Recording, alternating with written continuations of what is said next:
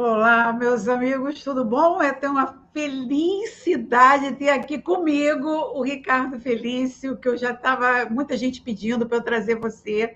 É um prazer ter você aqui, Ricardo, com a gente. Vamos conversar um pouco. A gente está querendo falar com você e te ouvir desde sempre, né? Mas principalmente depois desse acidente climático que aconteceu lá, ou as antenas que estão provocando chuvas e tanta coisa acontecendo. Eu falei, não, Ricardo, é necessário no meu canal falar para o meu público. Quando eu comentei, tem vários pedidos em vídeos anteriores falando, Marimília, chama o Ricardo. Então, está aqui o Ricardo, bem-vindo ao canal e fale tudo que puder, esclareça para a gente sobre essa enchente no Rio Grande do Sul. Bem-vindo, pode falar aí, Ricardo. Obrigado, Maria Emília, mais uma vez pela oportunidade de estar aqui no canal de vocês e falar com os seus telespectadores. Eu não fiz nenhum vídeo sobre esse assunto, na verdade eu me manifestei com um artigo bem longo e eu mandei isso para a revista Oeste, que eu achei importante ressaltar toda a parte meteorológica e quebrar todos os mitos ridículos que tem por aí, né? Mas é um quadro muito mais complexo. Primeiro que ele não é climático, né? Ele é um quadro meteorológico, então a gente tem que já esclarecer desse Qual a ponto. diferença? Um quadro meteorológico e um quadro climático. Um quadro climático está baseado em situações de perenidade, de maior tempo, né? Então a gente já vê, por exemplo, um caso assim muito trivial que o tempo todo acontece na imprensa e a própria turma do aquecimentismo também usa errado. Você vê que eles não sabem nem conceitos mais triviais e básicos de climatologia, então aí falando de climatologia. Por exemplo, seca e estiagem. Eles fazem uma confusão. Esse ano estamos com uma seca gigantesca. Não, nós estamos num período de estiagem, porque o ano hidrológico, né, ele às vezes não é igualzinho ao ano civil, ele tem um período de grandes chuvas e um período de pouca chuva, que a gente chama de estiagem. Então ele fica lá parecendo uma gaussiana. Determinados lugares isso é um pouquinho mais diferente, né? Diferenciado. Você tem as chuvas agrupadas em alguns meses, depois é só seca. Um clima de deserto é praticamente tudo seco, de vez em quando você tem algum dos meses que você pode ter uma precipitação. Então, essas são as assinaturas de quadros climáticos. Lembrando que o clima é definido por 4 parâmetros estáveis, eles não vão mudar, a não ser que aconteça uma hecatombe no planeta Terra, que é a latitude, a altitude, a maritimidade e a continentalidade. E tem 2 parâmetros variáveis, que são a dinâmica das massas de ar, portanto, a própria atmosfera tem a sua dinâmica, e a influência das correntes oceânicas. Então, são 6 elementos principais, 4 deles não vão mexer, né, e 2 que mexem. Então, só que esses 2 que estão mexendo já faz toda a confusão que nós temos aí. Né? Então, o quadro meteorológico é uma situação, é um retrato de uma condição de tempo atmosférico que perdura por pouco tempo, né? Não é uma coisa que está sempre mudando. Então, esses quadros, eles podem ocorrer dentro da situação climática. Então, é diferente. Então, estamos no inverno. O que acontece? Bom, a assinatura do inverno em determinado lugar é apresentar tais quadros meteorológicos. É assim que o clima vai sendo estudado, trabalhado e entendido. Não é nenhuma tarefa trivial.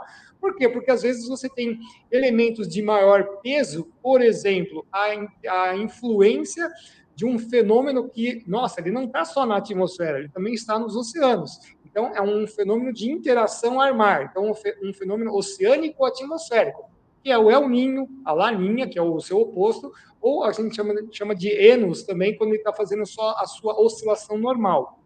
E nesse caso, nós temos que lembrar que nós saímos, né? Então, quais são as condições pretéritas a tudo o que aconteceu? Na história que nós temos de registros, ridiculamente, vamos falar bem assim, para a história de planeta, você ter 100 anos de dados é uma coisa incipiente, é muito pouca, né? Nós temos aí, então, começou as avaliações sobre El Niño no final do século XIX. Então, pasmem, senhores telespectadores, nesses últimos 100 e poucos anos, 120, não, um pouquinho mais, uns 140 anos, 150 anos, nós temos aí somente em 3 ocasiões o estado de Laninha persistiu por 3 anos consecutivos, né? E a gente teve um agora recente. Tanto é que quando chegou setembro, outubro de 2023, que estava sinalizando que a situação ia mudar, para quem acompanha alguns vídeos no nosso canal, a gente falou, olha, como você teve um quadro que permaneceu de laninha, que a temperatura da superfície do oceano tropical no Pacífico fica menor do que o normal, né? Então, veja só, a temperatura lá fica menor na parte tropical do que o normal, fica mais frio. Né? A gente teve uma ocorrência que todo mundo ficou quietinho, pianinho, de quebra de recordes de frio na Antártida em 2021. Eles fizeram uma salada estatística para esconder com isso, né? Mas nós também tivemos, né? Vamos falar aqui usando o linguajar vagabundo dessa gente, o maior buraco de ozônio registrado nos últimos anos, desde que se mede isso de 1977 pela era dos satélites que veio com o Nimbus 7. Então veja só, né? Tem lá o protocolo de Montreal que acabou com gases refrigerantes, aconteceu uma anomalia do ozônio gigantesca. Temperaturas caíram para caramba. Corrente circumpolar antártica estava extremamente ativa, muito veloz. Isso mostrava um quadro gigantesco de resfriamento que aconteceu no hemisfério sul e os caras tudo disfarçando, né? Tudo disfarçando, falando que não é bem assim, tal. E Laninha, o Brasil tomando aí uma friaca terrível nos estados do sul durante 3 anos. Aí, quando chegou em setembro de 2023, começou a sinalizar que isso ia mudar. Eu falei, olha, gente, quando você está num quadro em que a coisa está muito baixa e, de repente, pode esperar que a brincadeira não vai ser fácil. Nós estamos falando de escala planetária, lembra que o Pacífico é 1/3 do tamanho do planeta Terra, né? E aí você vai mudar 1 grau no oceano, 2 graus no oceano, isso é um potencial totalmente explosivo. Então, vamos começar por aí. Esse é o primeiro quadro. Tá? O segundo quadro, o que aconteceu? Temporada de ciclones tropicais no Atlântico do ano passado já foi prognosticada para ser mais ativa. Isso também não tem nada a ver com o aquecimento global. As temporadas passam alguns anos mais ativas, mais dirimidas, às vezes, quase nunca dentro da média. Né? Então, isso aí muda muito, porque também depende da circulação de vento dos oceanos no Pacífico, que interferem no Atlântico, a situação do deserto do Saara, as ondas de leste que vem. Então, é uma quantidade de fatores gigantescas. O anticiclone dos Açores, que está também chamado de anticiclone do Atlântico Norte. Enfim, o que aconteceu? Não chegou no número esperado. Significa que um potencial de energia estava muito intenso no Atlântico.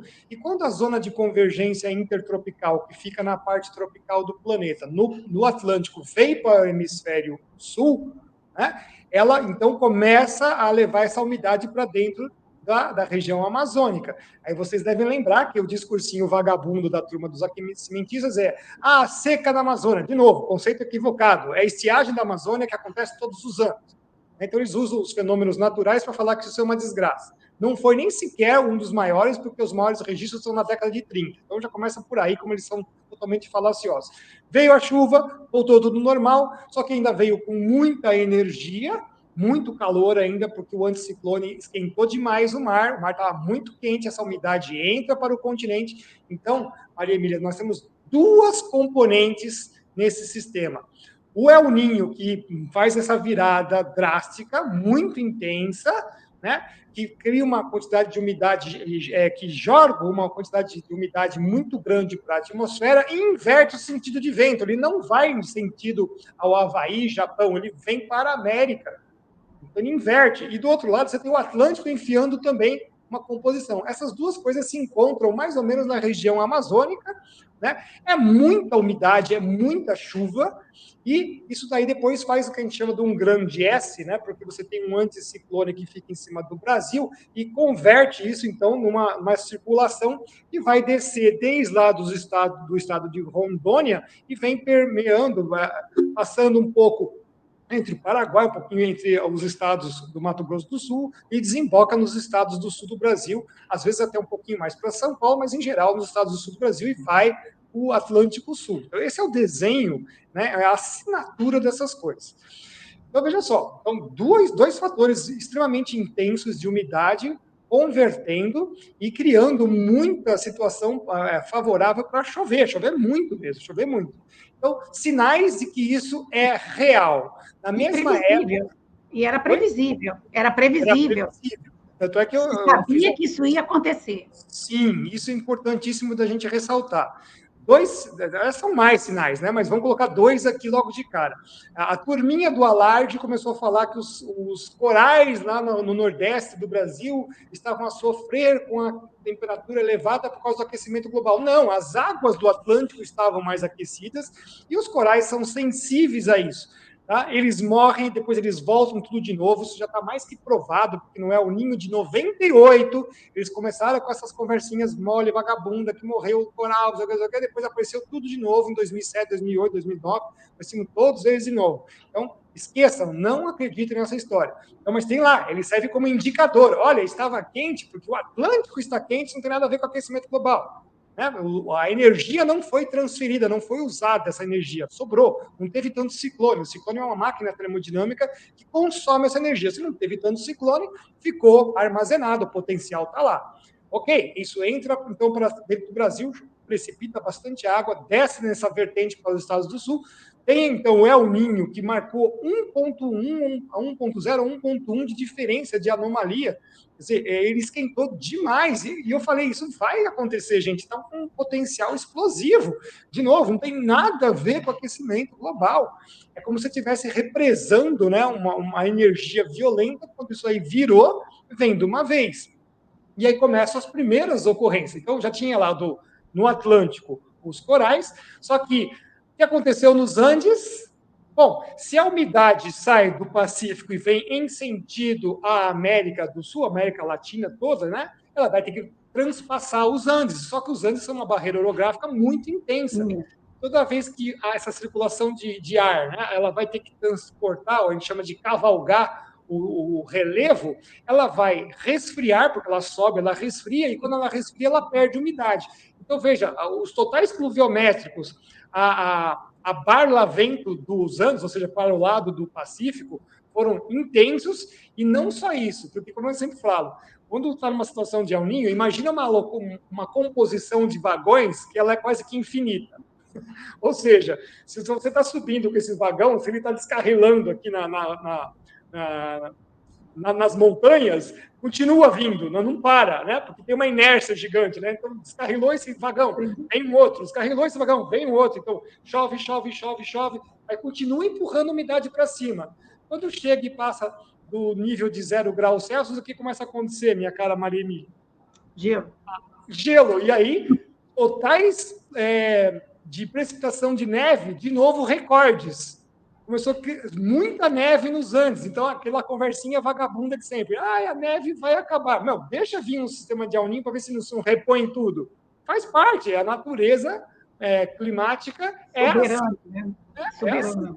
Então, veio essa onda gigantesca de umidade, repôs chuva, Nossa, teve de desastre também para o lado de lá, do Pacífico, só que os caras não falam nada, né? Não falam nada. Aí, reposição de neve para caramba, e mesmo assim, essa composição ela não para, então ela passa ainda os Andes com umidade. E aí ela desce para esse lado nosso, do lado de cá, e traz toda essa umidade, e aí vai começar a precipitar. Então, esse é o primeiro ponto. É um fenômeno de um quadro meteorológico que era esperado por causa de uma ação climática global, de um fenômeno oceânico atmosférico. Um fenômeno natural. Totalmente natural, com altos potenciais, tanto do Pacífico quanto do Atlântico. Nada disso tem a ver com CO2, nada disso tem a ver com petróleo. Tudo isso tem a ver... As antenas de HAARP, que disseram que tem as antenas que estão provocando chuvas, as antenas estão provocando furacão. Não, vamos chegar lá. De verdade nisso? Vamos chegar lá. Nós estamos só fazendo a descrição do quadro, né? Então, tudo isso tem a ver com a redução em 2% da quantidade de nuvens na atmosfera, portanto, entrou mais radiação solar, né? Num ciclo 25 que estava prognosticado ser fraco, e ele realmente foi fraco, mas de repente ele deu uma pulada agora, né? Então ele deu uma pulada muito intensa, e isso realmente carregou com mais energia, né? A zona fótica dos oceanos esquentou, é isso. né? Aí você tem que drenar toda essa água que entrou na atmosfera, e você drena em cima das bacias hidrográficas justamente do Paraná, porque é assim, né? É assim, a definição que a gente tem dessa região geográfica é que ela recebe uma carga de água muito intensa desses vetores que vêm para a atmosfera. Então já era esperado. Tá? Então essa aqui é só a situação que nós estamos falando da atmosfera, da parte meteorológica, de um quadro de assinatura climática que tem mais a ver com o fenômeno oceânico atmosférico. Esse é um ponto. Então, a gente pega essa... Né, como eu falei, nós vamos construir um bolo, tem uma receita aqui. Tá? Então, ele não pode ser chamado de um fenômeno climático, e também quase que não pode ser chamado de um fenômeno meteorológico. Por quê? Porque ele vai ter mais componentes nesse bolo. Então, eu, por exemplo, chamei isso aqui de um fenômeno geográfico. Por quê? Porque você tem outras partes do mundo físico dentro dele e também tem aquelas partes humanas que nós podemos discutir aqui também, que, né, que já vem de longe, já não é de agora. Tá? Então, é um fenômeno geográfico, tem a parte física e tem uma parte lógica atrás dele. Então, a parte física, nós estamos descrevendo para vocês a parte da atmosfera, e aí nós vamos descrever agora a parte do extrato geográfico que refere-se ao solo, à geomorfologia e outras, a hidrografia, etc. E tal. Então, você tem já um desenho de uma bacia hidrográfica que recebe essa carga de água, tanto é que a história desses estados é se precaver contra esses fenômenos. Então, eles não são novidade, né? A gente vê porque tem um monte de obras de infraestrutura que já fazem parte desse cotidiano. Né? Então, o que aconteceu?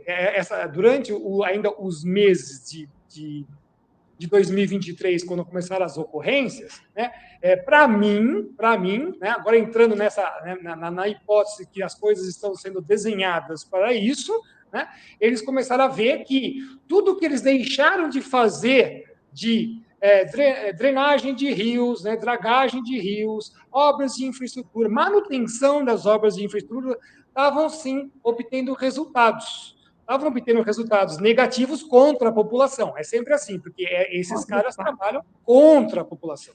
Eles viram que estava dando certo. Tá? Então estava dando certo. Aí quando chega no evento de maio, e a coisa vai continuar, né? Tanto é que eles falaram em dezembro que já ia virar laninha, que ia acontecer, não ia ter mais chuvas, nada, a gente foi e explicou, olha, não é assim, ó, o quadro não vira de uma hora para outra, esse El Niño ainda vai persistir alguns meses. A gente até foi num canal rural, fizemos uma entrevista com um repórter falando, olha, isso aí fez parte de uma especulação, veja só, especulação de venda de grãos ainda por cima, os caras tudo correndo para pegar a safra, preço, etc. E eu falei, não, isso não acontece, gente, pode esquecer, porque ninguém vira uma chave de um dia para o outro, não, num fenômeno desse porte, tá? Ele demora, ele dá sinais, esses sinais são visíveis por boias do sistema Argo, a própria...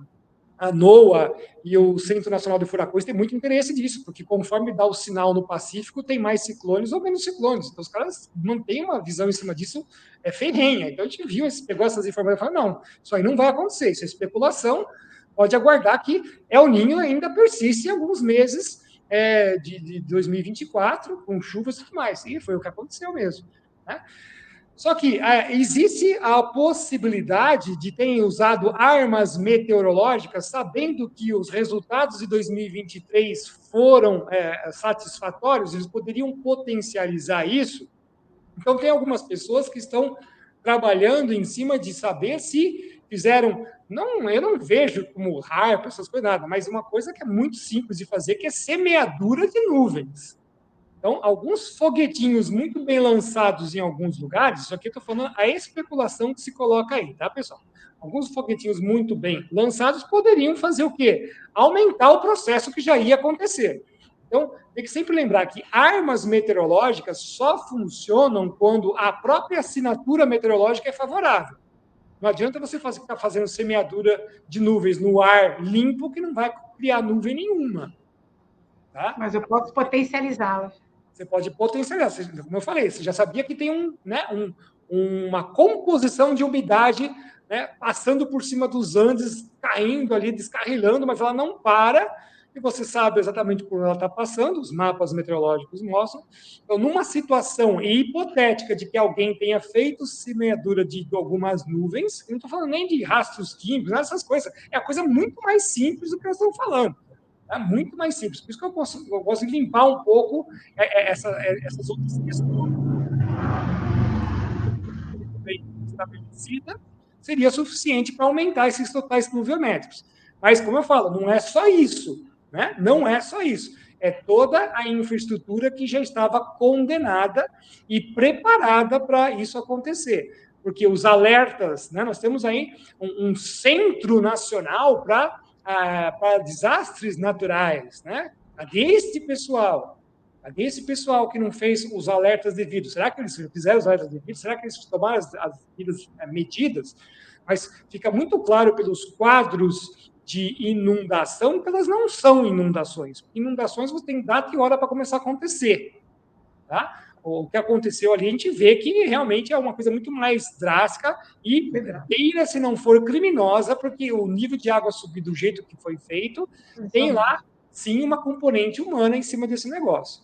E aí fica a pergunta, né? Aonde está a população do Rio Grande do Sul que desapareceu? Realmente, eles estão aonde? Essas pessoas realmente estão na casa de parentes? Estão por aí? Porque o número de pessoas que você vê em abrigos não parece condizer com o número de habitantes das cidades, né? 50 mil, 70 mil, 90 mil. Aonde estão essas pessoas? É a pergunta que a gente faz. Então, resumindo, né? Para mim, é um fenômeno geográfico, porque tem a componente atmosférica, tem a componente geomorfológica, tem a componente hidrológica e tem a componente humana, que nesse caso está me cheirando muito a uma enorme sabotagem. Tá? Sabotagem que é feita desde os ambientalistas proibindo dragagem de uma região que precisa fazer isso, e fica aqui o alerta, né? Os ambientalistas, com essa nojeira que eles têm de querer preservar o meio ambiente, através dessas medidas que eles fizeram, eles causaram o maior problema ambiental, porque o que se perdeu de solo para as águas não está escrito. E de vida humana, né? Agora, Ricardo, como que a gente consegue saber se houve essa interferência humana? É possível saber esses foguetinhos? Porque, por exemplo, a gente pode até inspecionar as represas e saber que elas não tinham manutenção há 12 anos, que os rios estavam assoreados, mas é possível saber que houve essa interferência dos foguetinhos e essas antenas que estão falando, HARP, que é capazes de mover a atmosfera, mudar as nuvens, o que é de verdade nisso? Eu não vejo isso, tá? Eu não sei qual é a física que estão dizendo atrás disso. Então, eu não vou especular, porque eu não conheço. Para mim, um programa auroral simplesmente consegue fazer um feixe de eletrônico para a ionosfera na vertical. Não sei como é que eles conseguem falar que direcionam isso. Agora, tem um grande componente interessante, que nós estamos em plenas tempestades solares, então qualquer energia emitida por HARP, ela foi completamente destruída pelas energias que já vinham do Sol. Né? A escala de magnitude das coisas é muito grande. Então, eu fiz lá um feixe eletrônico direcionado. O que veio do Sol acabou com qualquer dessas frequências, porque o Sol tem múltiplas frequências e muitas delas são as mesmas que a antena HARP emite. Então, é tipo assim, um feijãozinho com um saco de arroz em cima dos caras, né? A proporção. E tem como provar que pode ter havido uma semeadura lá das... As semeaduras, né? Se fosse o caso, teria sido colocado amostras de água para tentar saber se os componentes utilizados em semeadura estavam lá, mas isso é muito difícil, né? Muito difícil de conseguir, ainda mais depois de mais de um mês. Então, é muito complicado de conseguir provar. E a gente tem previsão de que aconteça mais alguma coisa ainda esse ano naquela região, já que o fenômeno do El Niño ainda persiste? O El Niño já está mudando um pouco de sinal, né? Ele vai agora realmente ficar num estado meio que neutro para a Laninha. A chance, segundo o Centro Nacional de Furacões, é de 80% agora para julho, né? E isso para eles interessa porque ativa mais a frequência de furacões no Atlântico. Se você tem a circulação de vento sempre de leste para oeste, tanto no Pacífico quanto no Atlântico, você fomenta, então, é um dos componentes, né? Não é a principal, mas é um dos componentes que facilita a formação de grandes furacões. Tá? Por quê? Porque se você tem o vento que vem oriundo do El Niño, né, quando está aquela componente contrária, né, você causa um cisalhamento na atmosfera. O que é um cisalhamento? Na troposfera, você tem um vento de um sentido e o outro em outro sentido. Como o ciclone tropical precisa montar como se fosse um duto na vertical, ele toma o corpo todo da troposfera, que é a primeira camada da atmosfera. Se os ventos estiverem, então, cortantes ou cisalhados, ele não consegue montar essa estrutura. Então, ele não desenvolve. Ele pode fazer uma tempestade tropical, pode fazer uma depressão tropical, que também são ciclones tropicais, né? Lembrando, o distúrbio tropical não é um ciclone tropical, mas uma depressão, uma tempestade e um furacão, eles já são todos, né, ciclones tropicais. Aí, na hora que você entra no furacão, você tem as 5 categorias por causa da energia que ele consegue manter por mais de 1 minuto em velocidades de vento. Mas você não tem esse vento bem certinho, bem bonitinho, começa a cisalhar, começa a cortar, a estrutura dos ciclones tropicais ela se desmantela, dificilmente eles conseguem evoluir, né, nos casos, e aí a temporada fica prejudicada. É o que eu falo, quando a temporada fica prejudicada, sobra energia, né? O oceano aquece de qualquer forma, não interessa, tem uma alta pressão que não tem nuvens, então a radiação solar incide sobre ela, o mar sempre vai ficar quente. Então, uma coisa é, como é que eu faço para me livrar desse calor? Né? Isso que eu falo, não tem nada a ver com o aquecimento global. Isso aí é o ciclo natural das estações. Né? Agora, o anticiclone deles vai se encostar lá para a Europa, então começa a ter aqueles incêndios florestais, aquela seca, daqui a pouco vem a onda de calor, todo mundo fica fazendo aquela alarde, mas na verdade os europeus adoram, porque só tem 2 semanas de verão praticamente, que é aquela onda de calor, e os caras vendem aquilo como se fosse um terror, né? Não, o pessoal só tem aquilo, depois acabou, começa de novo a ficar frio, os invernos são terríveis, mas a temperatura só aquece. É interessante que parece que os satélites só medem coisa quente, né? Porque não tem frio, né? Não tem mais frio nas séries. Ricardo, mas está tendo chuva em outros países também, né? Aqui no Hemisfério Sul teve no Chile, teve uma enchente grande lá, e parece que também países da Europa, em outros lugares, também está tendo chuvas fortes. Por que nesses outros países que não são do Hemisfério Sul, que não tem o El Niño e Laninha, estão passando por isso? É por causa do Pacífico, do outro lado? Como é isso? O fenômeno El Niño, ele é planetário, né? Ele tem chamada teleconexões, né? Então ele mexe em algumas gangorras, vamos imaginar assim, né? Algumas gangorras. Eu achei que era só aqui. Não, ele mexe muita coisa, tá? Ele mexe muita coisa. Por exemplo, quando entra na situação de Laninha, que é o inverso, mata os australianos afogados. Então, o que aconteceu no Rio Grande do Sul acontece na Austrália. E os caras estavam passando por isso por 3 anos. E aí, se você for ver do lado oeste da Austrália, que é a parte desértica e tudo mais, é uma planície que é um terror. Então, aquilo lá ficou inundado assim, muito tempo mesmo, né? Porque é muita chuva, não tem como. Imagina assim, Maria Emília, nós temos 13 mil quilômetros de Oceano Pacífico, né? 13 mil quilômetros, para só 18 quilômetros de atmosfera, de troposfera. Então, é uma chapinha, né? Se a gente fizer uma escala... Camada muito fina, uma camada muito fina. Então, toda a energia que os oceanos acumulam, eles têm que trocar uma coisinha que é uma chapinha. Então, é muito intenso todas essas coisas. E aí você pega essa chapinha e ainda empurra tudo para um lado só.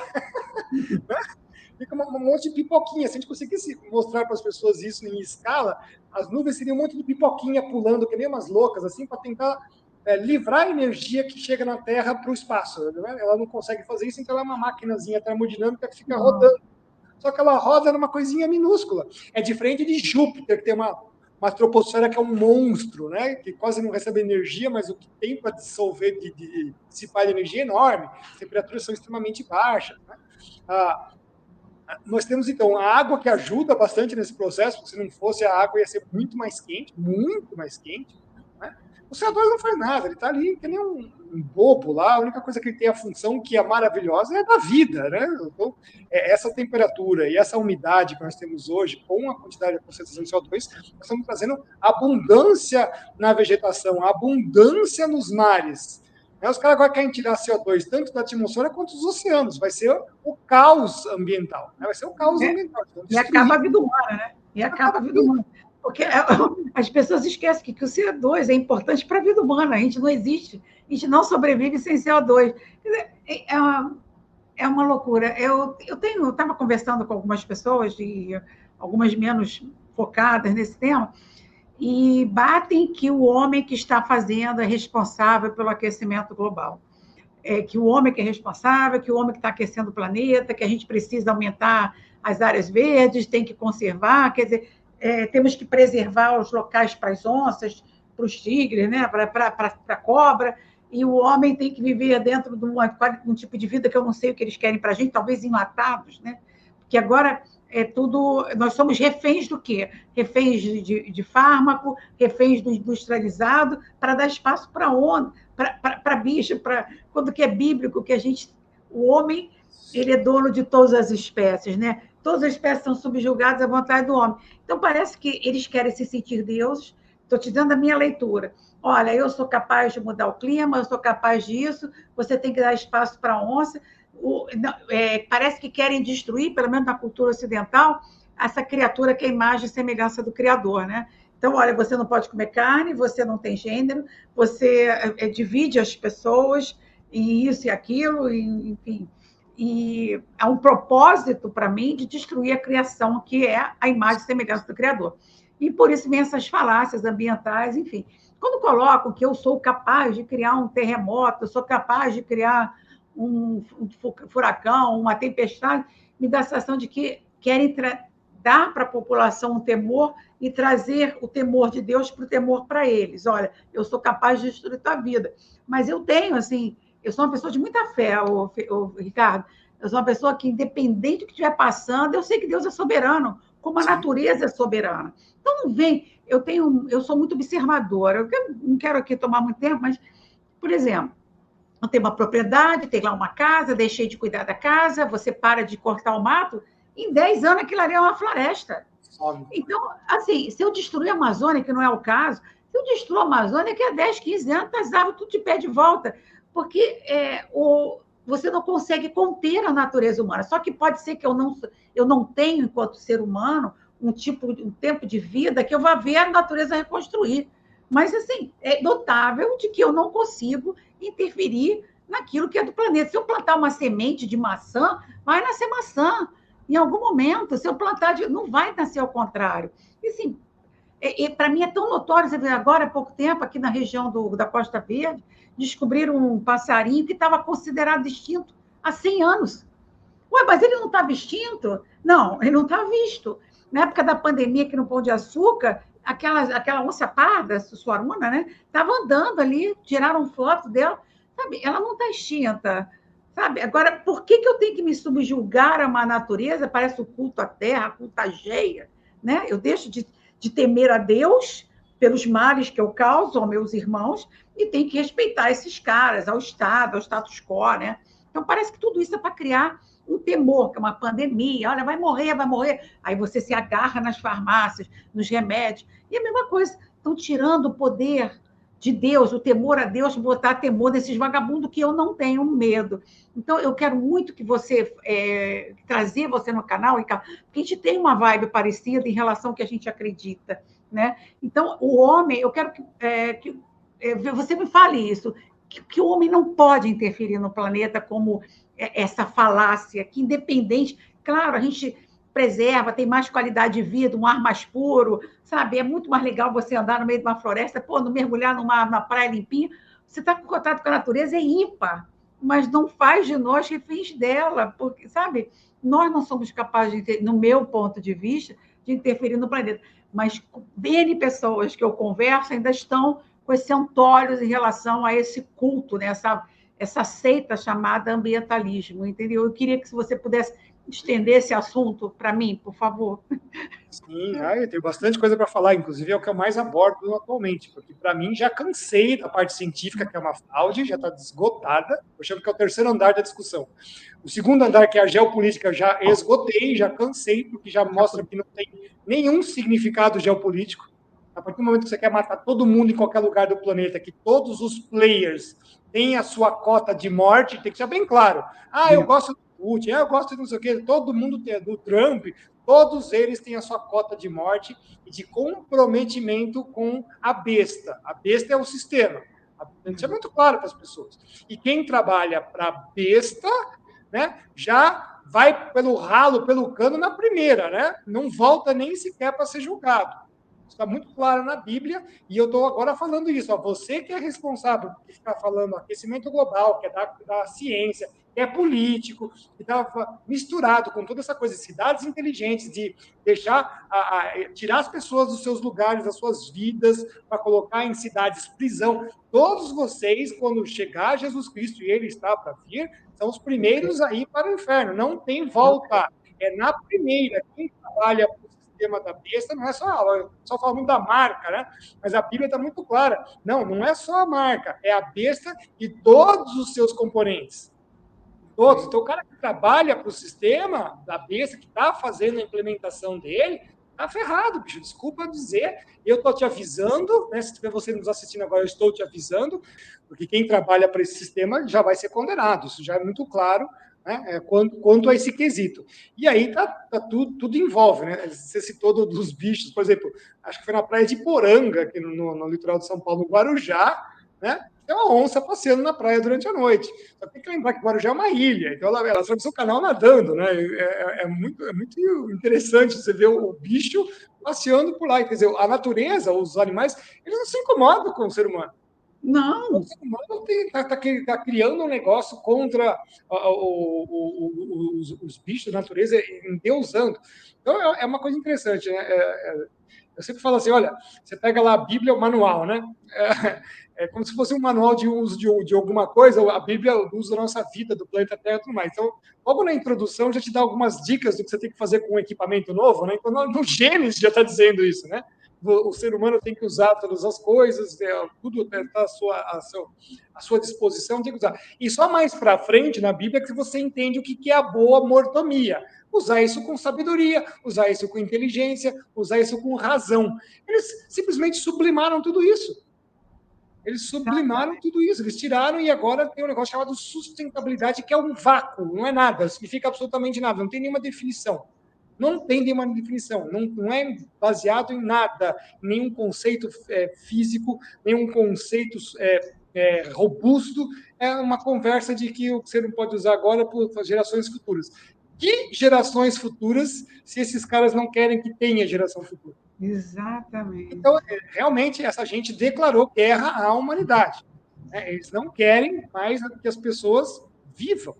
Não querem.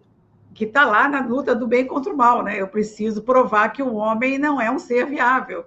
Eu preciso destruir a criatura de Deus, né? Isso que deixa... Isso para mim é tão claro, Ricardo, e vejo que muita gente, até bem intencionada, por exemplo, você falou em cidades inteligentes, é legal, cidade inteligente, tem todo o conceito, mas o outro lado disso é uma prisão. O outro lado disso é você... Mas só foi feito para isso, a gente tem que deixar bem claro para as pessoas. Ninguém tem nada de benéfico isso daí. Eles estão preparando um sistema que é só para malefícios, plantando sementes da maldade. Exatamente. Vamos deixar bem clara a sentença, plantando sementes da maldade. Quando você planta sementes da maldade, você vai colher o quê? Benefício? Não. Eu saí agora de um evento, né, que eu sou arquiteta, fui convidada para um evento de uma empresa que está fazendo o lançamento da cor do ano. Aí eu me reporto ao momento, logo depois que caiu o muro, eu fui na Alemanha, e eu atravessei e fui na Alemanha Oriental. E aí, aquele olho de arquiteto que a gente não perde o feeling. Eu virei e falei, que coisa estranha. A cidade é todo cinza, os carros não têm cor, era tudo branco, bege, não era branco, não, era bege, umas cores assim, não tinha, era tudo bege ou cinza. E as casas não eram caiadas, não eram pintadas. Eu falei, gente, que coisa depressiva, né? Porque não tem cor. E aí, o que a cor faz? A cor, eu adoro esse azul, né? A cor estimula o intelecto, ela te estimula você a reações. Então, o que eles fazem? Eles querem que você não tenha reação quando eles colocam você num ambiente em que não tenha cor. E aí, quando fui ver nesse lançamento, você precisa ver, Ricardo, o lançamento da cor do ano é uma cor tão insípida, é uma cor sem cor, é uma cor... eu falei, olha, é uma cor, inclusive, andrógena, porque ela não é nem masculina, ela é nem feminina. Eu estava conversando com essa rapaz que me convidou, e eu falei assim, olha, como eu questiono isso, porque eles querem, através da cor, imputar na gente uma situação de mesmice, sabe? de centrão, uma coisa assim, de você não ter posição, de você não estimular o teu intelecto, de você concordar com tudo. Parece cor de casa de vovó, sabe? Ah, não, para o acolhimento. Gente, a gente está precisando reagir e na luta, sabe? Vencer todos esses demônios que a gente tem que vencer. Aí todo o sistema coloca como a cor do ano aqueles tons que eles chamam empoeirados. Olha o nome bonito que eles deram, tons empoeirados. Eu falei assim, gente, é para subjugar a gente a não ter reação. Aí o amigo, você não está muito extremista? Eu falei, não, eu vejo as coisas com muita clareza. Eu estou vendo como o sistema está agindo, inclusive nos mínimos detalhes, naquela cor que eles querem te imputar como a cor do ano. Sabe, a gente tem que ter a casa colorida, a gente tem que ter reação, a gente não pode cair no sistema, eles estão em tudo. Eles estão manipulando a cor, eles estão manipulando tudo. E você olha essa situação para quê? Para que você não reaja, para que você fique subjugado, te jogam medo de tudo, né? A gente tem medo de. Agora, Ricardo, eu moro no Rio de Janeiro, você sabe. Estão dizendo que vai ter uma onda de 50 metros no Rio de Janeiro. Me conta se é possível, Ricardo. Por favor, vai ter um maremoto aqui que vai destruir o Rio de Janeiro, porque tem uma pessoa aí, uma vidente, que falou que vai ter maremoto, a outro sonhou, vai ter maremoto no Rio de Janeiro, é possível ter esse tsunami de 50 metros de onda na Baía de Guanabara, na Zona Sul, é possível isso? Só se explodir uma bomba atômica no mar aí. Pois é o que eu falo, se botarem uma ogiva aqui no mar escondidinho e vier e explodir, vai dar. Não vai ser uma onda, mas vai ser uma chuvarada né? Vai ser uma coisa horrorosa, mas por meios assim que os caras estão dizendo, não. Né? E é o que eu sempre falo, até fiz um vídeo já faz uns 2 anos, ou 1 ano, não lembro, falando sobre se os que nós vemos no clima ou na atmosfera, né, nos fenômenos meteorológicos, já são assinaturas do Apocalipse. Eu falei, olha, não são coisas normais que eles estão elencando isso para disfarçar quando realmente for. Porque a Bíblia fala que vai ter. Então, eles já começam a disfarçar. Vejam só, acompanha assim o raciocínio aqui. Exatamente. Já começa a dizer que essas coisas que estão acontecendo são culpa do homem, né? Que a gente sabe que são naturais, porque quando de fato Deus resolver mostrar a assinatura dele, tipo assim, eu fico brincando, vocês querem uma mudança climática? Eu vou fazer. Eu vou fazer. Aí eles vão falar que é o homem, né?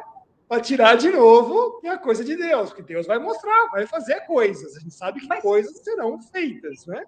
Eu acho que isso que nada acontece sem a vontade de Deus, né? Eu acho que até isso que esses caras estão fazendo já faz parte do que está escrito na Bíblia. Só que vai chegar o momento que vai chegar e falar assim, olha só, agora é comigo. Vocês brincaram aqui. A escala é diferente, a gente vai ver que a escala é diferente. Mas eu creio que eu vou viver para testemunhar isso.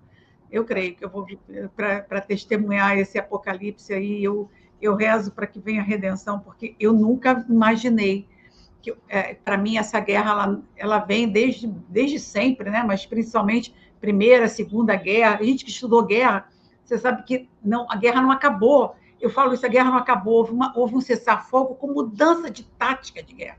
Porque todo o processo de desconstrução da humanidade ficou muito evidente depois da Segunda Guerra, quando eu não quero nem entrar no detalhe para não derrubar de vez esse vídeo, mas assim, o que foi feito com a desconstrução das famílias, com aquelas pesquisas que eram feitas lá nos campos de concentração, que viraram laboratórios, sabe? Isso para mim é tão transparente. Eu fui casada com um descendente de alemães, né? E que me contava as histórias, a mãe dele me contava as histórias da guerra. Eu fico olhando, para mim é tão claro que a gente mudou de tática e o projeto, o objetivo é destruir principalmente a sociedade ocidental. Porque lá nos países árabes, lá na China, lá também na Rússia, está um pouco difícil eles atravessarem essa cortina. Mas a sociedade ocidental, nós estamos nas mãos desses criminosos, globalistas, que têm um propósito único de destruir a sociedade, destruir a humanidade. Inclusive, eles se colocam a própria imagem de Jesus, são parecida com ele, é parecida com eles, né? Não a origem mesmo árabe de Jesus, que é um biotipo totalmente diferente, que deveria ser, eles já se colocam, Jesus é a imagem e semelhança deles, né? lourinho, de olho azul, branquinho, né? Não, nada a ver com o que provavelmente seria o Ulisses. Se você for ver todo o modus operandi deles, principalmente no pós-guerra para cá, essa guerra está, para mim, se Deus quiser, no fim dos tempos, sabe? Eu acredito que em algum momento alguma coisa vai ser revelada. Ricardo, a gente fica horas aqui conversando. O que você quer me falar mais, que acha importante que a gente possa falar para essas pessoas, para as pessoas que estão assistindo, para o pessoal do Rio Grande do Sul, que está tão mazelado lá? Infelizmente, a gente fica com muita... A gente realmente sente demais isso, porque foi uma tragédia que é sabida que ia acontecer. As autoridades, que são uma cambada de vagabundo, não fez absolutamente nada, né? Eles sabiam que ia acontecer. Como eu falei, foram experimentos, né? Aconteceram as coisas, a gente não sabe se intensificaram ou não, mas existe toda uma inércia de tomar as medidas preventivas e as paliativas, a gente sabe muito bem disso também, né? E realmente eu suspeito que isso foi deliberado, né? Deliberado em não agir dessa maneira para poder criar grandes vazios demográficos, que é o que eles estão planejando desde Destruir a dezembro. agricultura também, né? Destruir a agricultura. É tudo. Eles já assinaram isso, que até 2030 eles querem recuperar 100% da área natural de 30% das áreas emersas. Isso significa que vão enfiar todo mundo em cadeias. Eles têm que esvaziar os territórios, eles têm que acabar com a população. Então, você assina um termo desse, e o Brasil, signatário, o Brasil assinou isso em pleno governo de Bolsonaro, né? Isso foi o pior ainda de tudo, foi em dezembro de 2022, assinou esse compromisso, como muitos outros terríveis, né? Então, eu lamento dizer isso, mas tem uma coisa que a gente tem que deixar claro para as pessoas, que eles gostam de ficar de lado, de esquerda, de direita. A direita pavimenta o caminho para a esquerda, e ambos fazem parte da mesma moeda, que é da destruição do ser humano. Então, quanto mais rápido... Estão concordando, e sabe por quê? Por falta de conhecimento, porque não buscam a verdade, né? Eu sempre fui uma pessoa que pensei fora da caixa. Se as pessoas estão querendo que eu acredite numa determinada coisa, eu falo, por que querem que eu acredite nisso? O que há de verdade por trás disso? Qual o resultado disso que eles estão fazendo? Então, eu sou muito questionadora. Se você só encontra a verdade se você duvidar dela, sabe? E aí você tem que buscar. A dúvida é o princípio da crença. Você tem que procurar, questionar. E o que eu vejo, que por muito bem intencionado, que muitas pessoas conservadoras muitas estão caindo nesse discurso de pessoas maliciosas que se juntam no mesmo grupo e começam a, como você falou, a pavimentar as ações da esquerda. É o conto da sereia, o plano malévolo dessa gente. A gente começa a falar essas coisas, as pessoas não entendem que é o nível, terceiro nível, terceiro grau, que é a guerra espiritual. O plano dessa gente é criar o paraíso terrestre. Entendam isso de uma vez por todas. Essa idolatria gaia, ou seja, culto satânico, certo? Ambientalismo, são pessoas misantrópicas, elas odeiam a humanidade por definição, gente. Não é assim, não, estou falando da minha... Não, é definição. O que é ser ambientalista? É uma pessoa que odeia a humanidade. A partir do momento que você começa a colocar essas definições cristalinas na sua cabeça, você começa a entender com muita clareza as coisas. Então, ambientalismo é a destruição da humanidade, eles querem criar o paraíso terreno cultuando a Gaia, né? O próprio capeta diz, não interessa quem você cultue, desde que não seja Deus e Jesus Cristo, para mim está tudo bem, vocês vão entendendo para onde está indo, né? E vem quarta revolução industrial, sujeitinho aí falando que a gente não vai morrer mais porque vai substituir o corpo da gente por mecanismos, porque eles acham na sua ilusão, e, portanto, as forças do mal vendem uma ilusão para todos, de que vocês não vão morrer mais, porque eles querem evitar o último julgamento, que vai acontecer depois do milênio, né? Vai ter o Apocalipse, nós vamos ter a revelação de tudo, Jesus vem, mas ainda vai ter o período milenar, e depois ainda tem o último julgamento. Eles acham que eles vão fugir disso. Não, porque, não vão. Eu não vou morrer, então você não tem direito de me julgar. Olha a insanidade e a bobagem, né?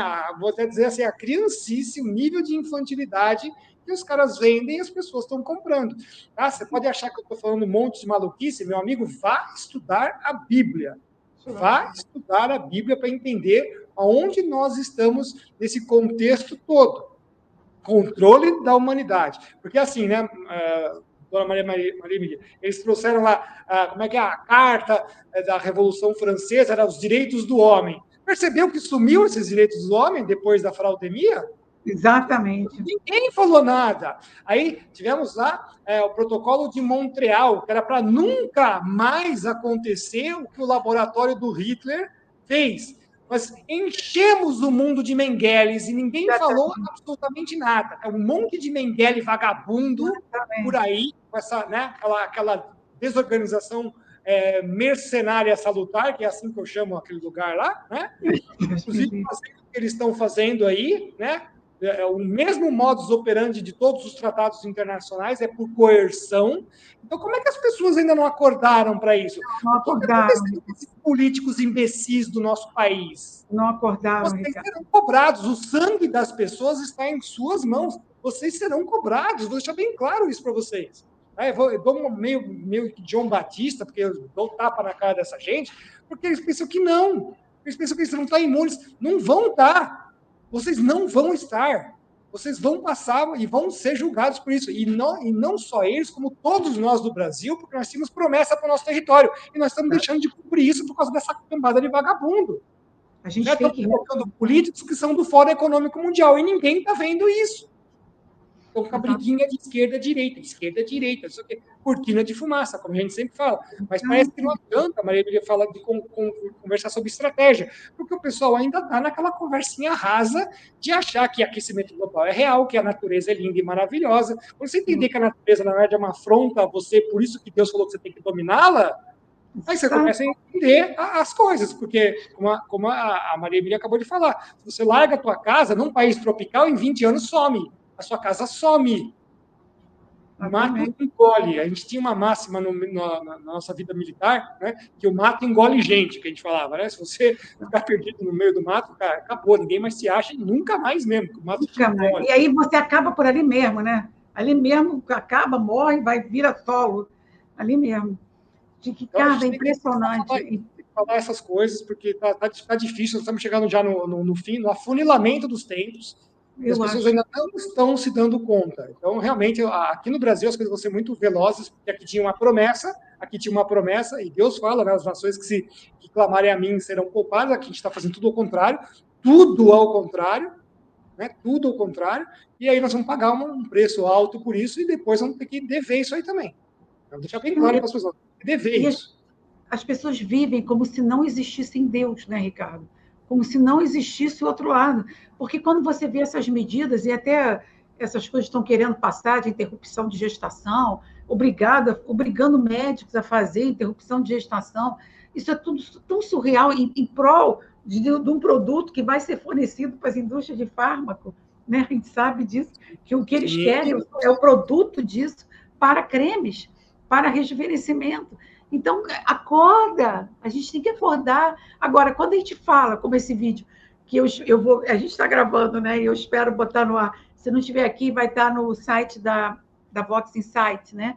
Para disponibilizar, que está lá, vai ficar nos Estados Unidos, porque toda hora que a gente coloca um vídeo aqui é derrubado, mas as pessoas precisam acordar, sabe? Se voltar para a palavra de Deus, se voltar para a religião.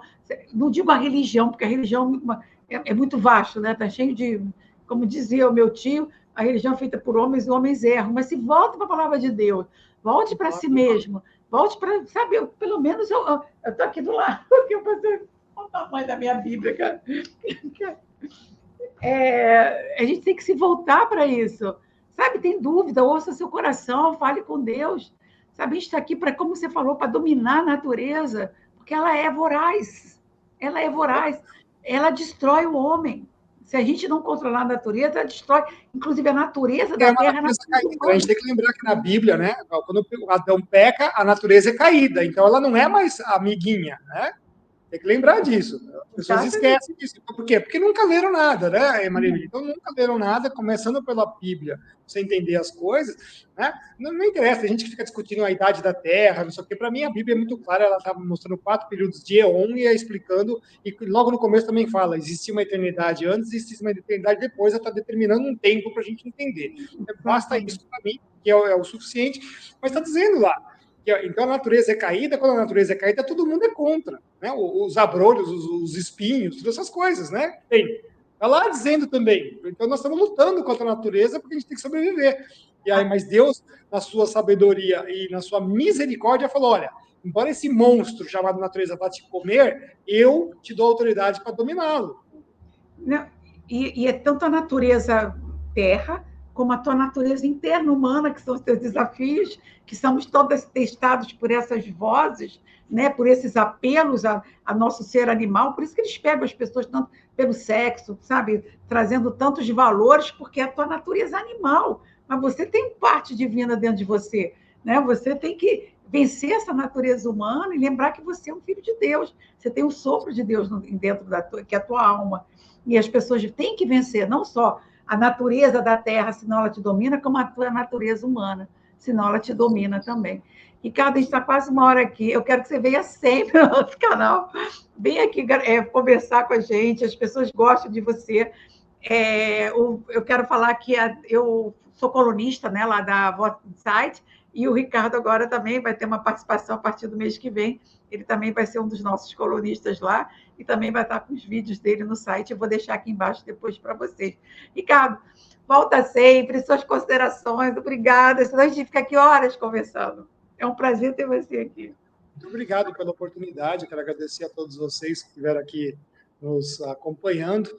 O assunto físico é bastante complexo, não é nada fácil de explicar, mas a gente tentou trazer aqui uma explanação.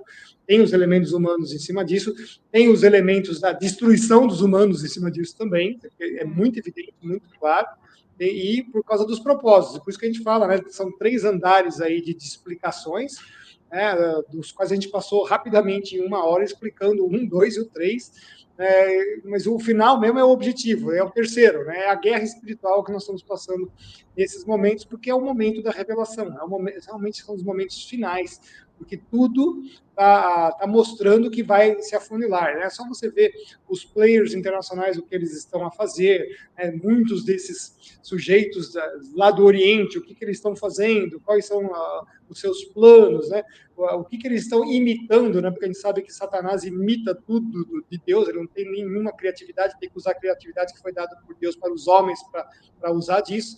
Ele sabe que o momento dele também vai estar se finalizando, ele vai cair do segundo céu para a terra, né? E por isso que ele tem que montar esse sistema. Ele nunca foi onisciente, onipotente, então ele vai precisar de um sistema humano para poder manter aquilo que ele consegue fazer atualmente, né? Então, esse que é o cenário, mas isso é uma longa conversa que a gente pode ter depois num outro. A gente pode fazer um outro vídeo.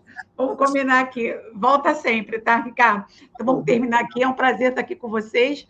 Ricardo, fica depois aqui para a gente conversar. Um abraço para vocês. Fiquem com Deus. Até o próximo vídeo. Curta, compartilha, comente, manda para os amigos. Um grande abraço. Deixa.